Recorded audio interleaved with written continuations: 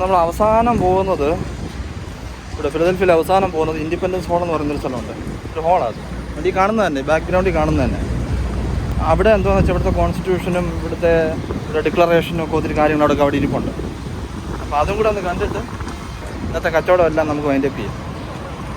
നേരെ അങ്ങോട്ട് പോകാനാണ് ശ്രമിക്കുന്നത്. ഇവിടെ നമ്മൾ അകത്ത് കയറാൻ സെക്യൂരിറ്റി ചെക്കൊക്കെ ഉണ്ട് കേട്ടോ. ബെൽറ്റ് എല്ലാം ഊരിച്ചവരകത്ത് കയറ്റുള്ളൂ. അപ്പോൾ ആൾക്കാരോട് Q നിൽക്കുന്നുണ്ടല്ലേ.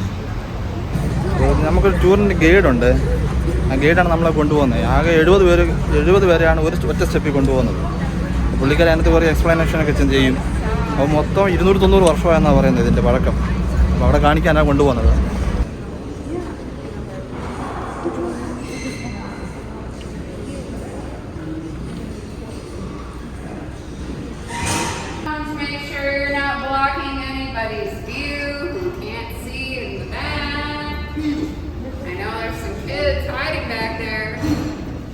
Maybe they like that, I don't know. Some people like sitting at the back of the class, I get that. So welcome to Independence Hall, that is what we call this building. If we got into a time machine to go meet Benjamin Franklin, love him or hate him as your favorite founding father, he's perfect for this story. So Benjamin Franklin, you meet him. I've been inside Independence Hall. His response? Where is that? Ben Franklin did not call this building Independence Hall. 1732. Benjamin Franklin lived here in Philadelphia. He was 26 years old. This is the countryside, and what they are building is the Pennsylvania State House. This is our Capitol building for our colonial and then state government until 1799. And thanks to President Harry Truman in 1948, we became a national park. We had to do some research, and we discovered things like 90% of the bricks outside are original, 70% of the inside is original, but when I say that, I'm talking about the walls, not the floors or anything like that, it's just the walls. And these are also the authentic paint colors after we scraped off a lot of paint. Other things we built, and the stuff, the candlesticks, the books, the chairs. How do we know what kind of stuff they had in here? Well, government spending has not changed in at least 3 centuries. You always save the receipt. So in the Pennsylvania State Archives in Harrisburg, we have the receipts for the kinds of furniture that they would have had. Now there is one original object in each room you're visiting, and in this room it is the painting behind me. That is the Pennsylvania coat of arms from 1785. That was in this building, that was in this room. And that is the state seal. That was painted after the American Revolution is over. So that being said, we're here today in this building, not because of people like George Washington and John Adams, but we're really here because of a guy named William Penn. You may have heard of him once or twice today. He is the founder of our colony, and he created a 3-branch colonial government that did not have their own building for almost 50 years, and that's why this building exists. So upstairs is the governor's office. That was invitation only. Across the hallway is our elected legislature. That is the Pennsylvania Assembly Room. That is the proper name for that. And this is the Pennsylvania Supreme Court chamber. So out of these 3 rooms, which one do you think the public just walked into in the 1740s, 50s, and 60s? That's right, this one. You came into the building, you didn't have to open up another door. People would be standing where you are standing right now because they couldn't go home and watch NCIS after work.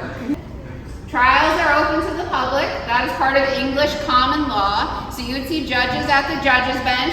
You have your witness stand over here to the left. You get a right to trial by jury, so we have 3 jury boxes in here, and this table is for the lawyers. The prosecution and the defense sit together. And FYI, still happens. Not all courtrooms are built equally. The biggest difference is, though, between England and the United States is this thing. In England and other countries, they still use this. This is called a prisoner's dock. Every article where I've tried to read the history of these things is all about abolishing them. We don't use them in the US. If you're the defendant, you get to wear your clothes and sit next to your lawyer, but other countries still use this thing. And there's a catch. We presume that you are innocent until proven right. So how many of you think the person looks innocent standing here? How many of you think they look guilty? Okay, the guilties usually win that question. So that's why you want your friends, your family, your neighbors to be able to watch what is happening. It's not a secret. So why do I bring all this stuff up? Courtrooms in general today mean different things to us as individuals, as a society. But if we leave this room in 1776, because that's what we're trying to make it look like, what's happening across the hallway is that Second Continental Congress has adopted and will eventually sign the Declaration of Independence. And this room is what that document is all about. It's not like liberty, the pursuit of happiness, and all men are created equal. That's later. That's Frederick Douglass. That's Susan B. Anthony. That's Abraham Lincoln. That's the Pope in 2015. They all quote that part. Those guys want individuals to be on their side. So we're going to blame the king for 27 different things. And only one of those things is for imposing taxes upon us without our consent. We are also blaming him for keeping large bodies of troops amongst us, for dissolving colonial legislatures, for manipulating judges, trials, juries, courts of law, and denying the colonists justice. Because this room, folks, represents the only thing that is the same in these 13 very different colonies. Because if I asked you all right now, are all 50 states the same? What's the answer? No. Well, we've never been the same. Except for this. So we'll blame the king for taking this away. Be on our side. That is the purpose of the Declaration of Independence. That is the only thing it does. It does not create a government. And once the Revolutionary War ends and we win, otherwise the tour would go in a wildly different direction than it's going to go, we need to figure out what kind of government do we want if we do not want a constitutional monarchy? And the answer to that also comes out of that same room, but 11 years later. So we're going to continue the story across the hall. You're going to head through that door over there. You're going to go left or right. You're going to spread out so everybody can see. For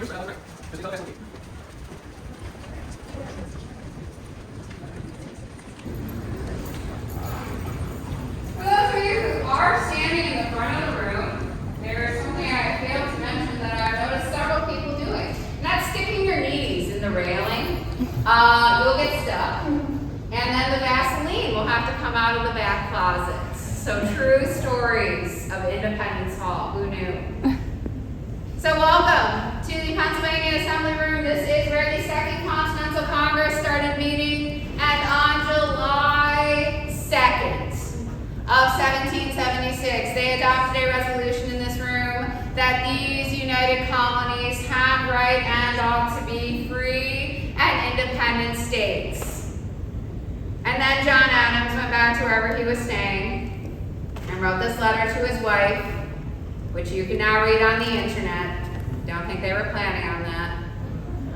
And in this letter, he tells her that we are going to have parades, celebrations, and illuminations throughout the continent every year hereafter.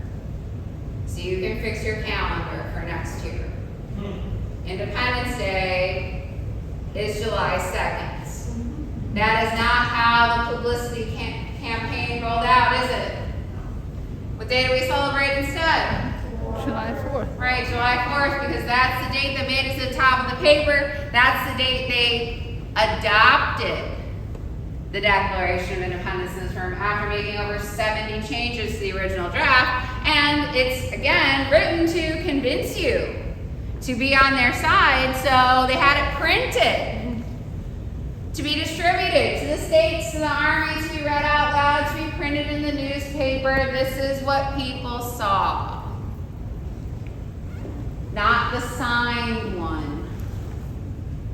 That's in Washington, D.C. And they signed that document in this room on August 2nd. So you have a couple weeks to plan that barbecue. And that copy was theirs. It's not for the king. It's not for us. It's their copy.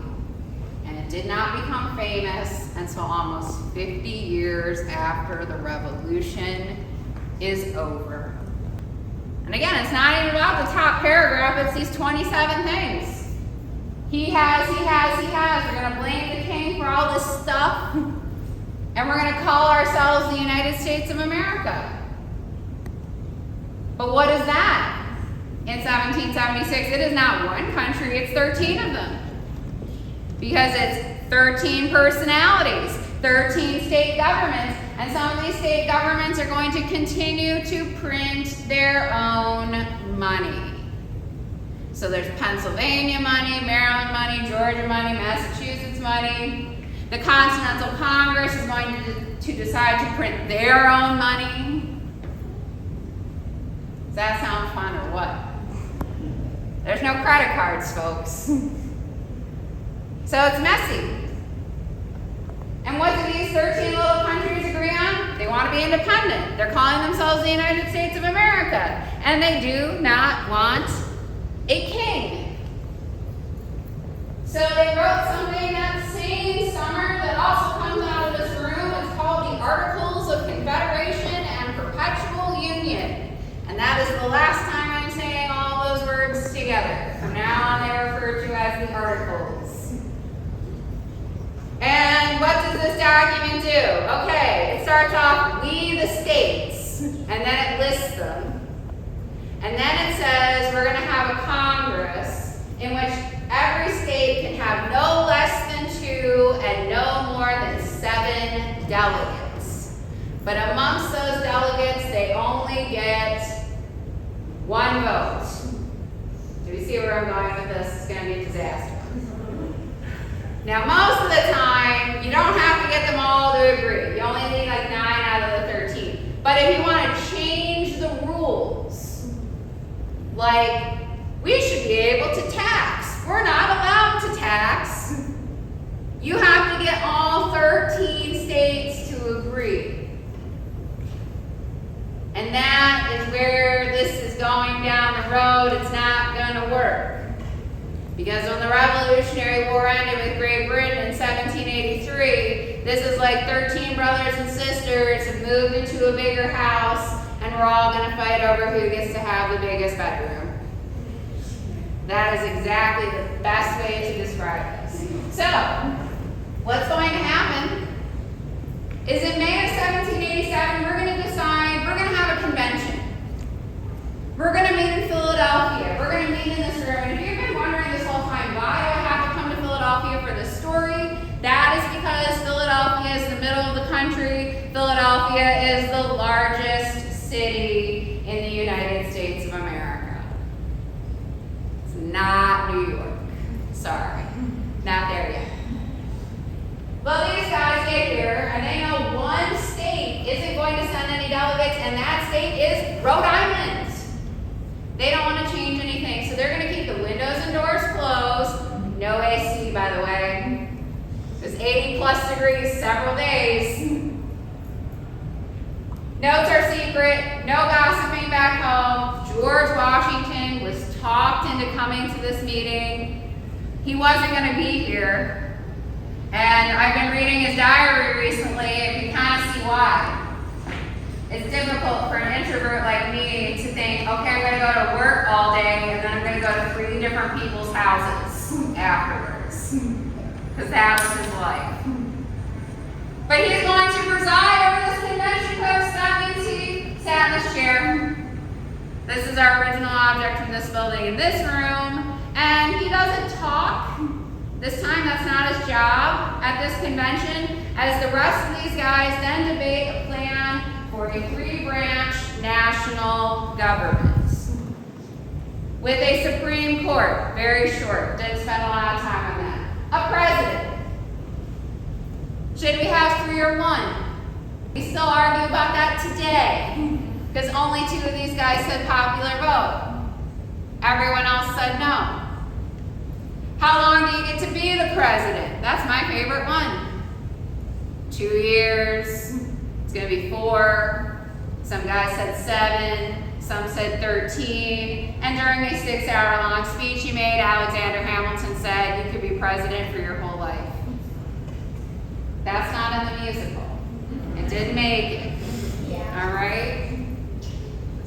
The longest debate, though, that went on for 6 weeks is, should Congress be 1 house or 2? They go with 2, and everyone from Virginia says, yeah, let's base both on the population. Which state had the most people in it? Virginia. Roger Sherman of Connecticut didn't think that that was fair.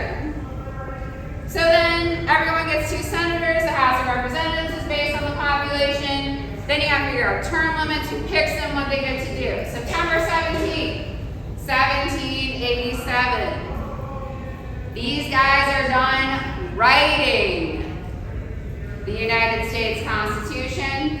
39 names are attached. And now 234 and some months later, on July 23rd, 2022, we argue still. That's it. We've been doing it this whole time. That's how you know it's living. This is the Constitution, the national part. Voting is the Constitution, and arguing about it is also the Constitution. And I say this because the ultimate question has always been, is it perfect? And if you say no, you're with all our past visitors. Like Frederick Douglass.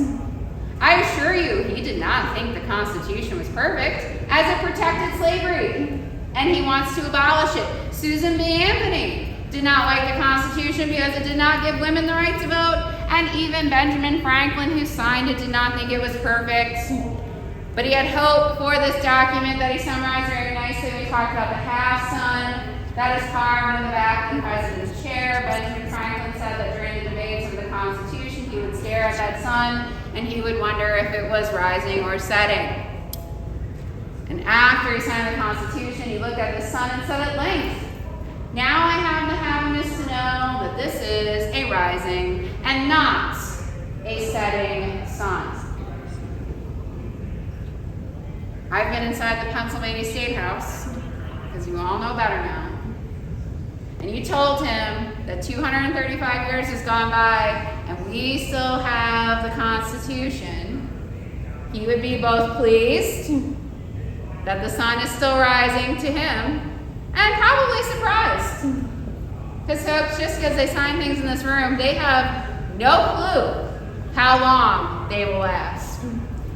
So folks, thank you for your attention. If you want to finish up any photos of this room, feel free. We are actually exiting out the same door that we came in. So you're going to be heading out here and to the left. There's some presidential history out there. I will be out there to answer any questions you have and enjoy your time in Philadelphia. ആ കാണുന്ന കസേര original കസേര കേട്ടോ. George Washington ഇരുന്ന original കസേരയാണ്. ഈ റൂമിനകത്തിരുന്നാണ് constitution എല്ലാം എഴുതിയത്. അപ്പോൾ അവിടുത്തെ കാഴ്ചകളും വിശേഷങ്ങളും എല്ലാം കഴിഞ്ഞ് നമ്മളവിടെ നിന്ന് ഇറങ്ങി. ഇത്രയൊക്കെ ഉള്ളൂ അതിനകത്ത്. പുറത്തിറങ്ങുമ്പോൾ ഇവിടെ ഒരു ജോർജ് വാഷിങ്ടൻ്റെ ഒരു വലിയൊരു സ്റ്റാച്ചു ആണ്.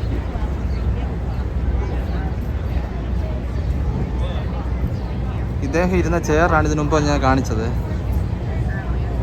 വാഷിങ്ടൺ. ഇവിടെയുണ്ട് അബ്രഹാം ലിങ്കൺ ഇവിടെ വന്ന് നിന്നിട്ടുണ്ടോ ഈ ഭാഗത്ത് 1861. അടുത്തുണ്ട് John F Kennedy, JFK, American പ്രസിഡന്റിന്റെ ഒരു സീലും ഇവിടെ ഉണ്ട്. പുള്ളി ഇവിടെ വന്ന് നിന്നിട്ടുണ്ടെന്ന്, ജോൺ എഫ് കെന്നഡി. അപ്പോൾ അമേരിക്കയിലെ ഇൻഡിപെൻഡൻസ് ഹോൾ കണ്ടല്ലോ ഇല്ലേ? അത് പറഞ്ഞാൽ നിങ്ങൾക്കെല്ലാം മനസ്സിലായെന്ന് ഞാൻ വിശ്വസിക്കുന്നു. അപ്പോൾ ഇതൊക്കെയാണ് ഇന്നത്തെ കാഴ്ചകൾ. അപ്പോൾ ഇന്നത്തെ കാഴ്ചകളും വിശേഷങ്ങളും ഒക്കെ ഇഷ്ടപ്പെട്ടാൽ ലൈക്ക് ചെയ്യണം, ഷെയർ ചെയ്യണം, സബ്സ്ക്രൈബ് ചെയ്യണം. ഇതൊക്കെ ഒരു അപേക്ഷയാണ് കേട്ടോ. അപ്പോൾ വീണ്ടും കാണുന്നവരെ എല്ലാവരും സ്റ്റേ സേഫ്, ടേക്ക് കെയർ.